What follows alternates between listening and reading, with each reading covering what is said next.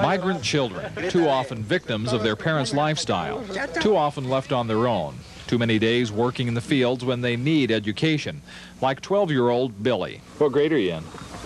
I'm supposed to be in 6th, really, 'cause in my other school I was in 4th, and this year I was in 4th. Because they migrate from one area to another, their schooling is interrupted and they suffer a lot of problems in the educational system. Ignoring their educational needs and their family's educational needs.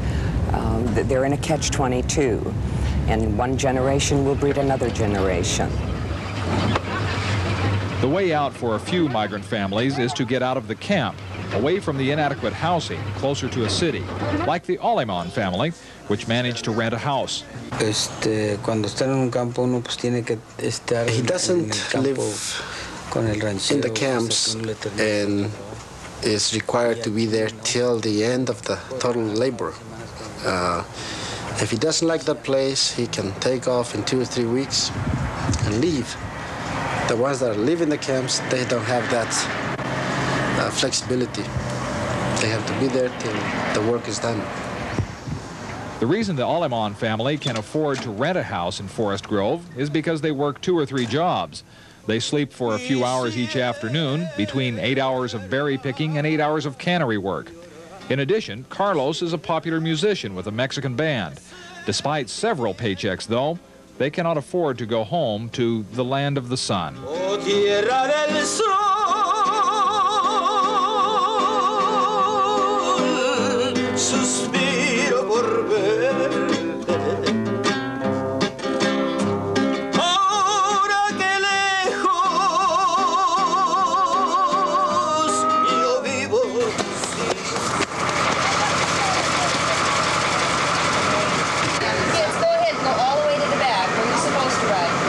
It is worth getting up at 4:30 in the morning for these children of migrants.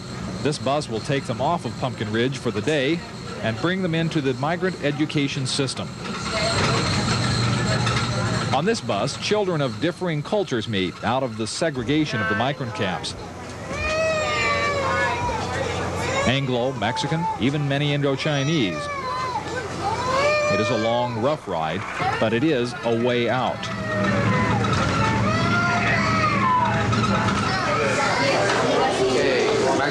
At school, before the mind is fed, the body is fed. The meals are simple here, but they are well balanced. Then there is a great deal of catching up to do. They may be in 3 or 4 schools in 1 year, and that happens to a lot of kids, and that's where they get behind. Any student of any age could be in any grade. Teachers here can't keep track of where the student left off at the last school, but MeCerts does. That's a nationwide computer system that keeps track of every migrant who has been in any school in the last 10 years. The only exceptions are those students who come from Mexico. The ones that come from Mexico, it's really hard to say what they've had before. The educational system is real different. So the first order of business is teaching English to Spanish-speaking children, and in the process, the English-speaking children learn some Spanish. This is the United States. Estos son los Estados Unidos. Y esto se puede ver como de bien alto. Yeah, these are all the mountains in the land. ¿Cómo se llama en español? El océano.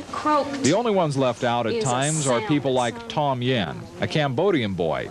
Fortunately, he and other Indo-Chinese here have learned English on their own. Fortunate, since none of the staff here speaks any Cambodian. But the greatest benefit from all of this is what it does for the future of the migrant children. Jose Rodriguez used to be a migrant worker. He learned how to speak English in Washington County migrant schools. I thought to myself, this is not what I want to do for the rest of my life. You know, I don't want to be working in the sun from 5 in the morning maybe till 3 or 4 in the afternoon. You know, I want to be inside a building where I don't have to be burned all day or, you know, sweat all day. His ambition, combined with his education, allowed Jose to become a shift supervisor at a small plastics factory. But Jose Rodriguez is an exception, not the rule. Education has done some of them good in terms of getting out of the migrant stream. But those that remain in the migrant stream have not been improving in any way whatsoever.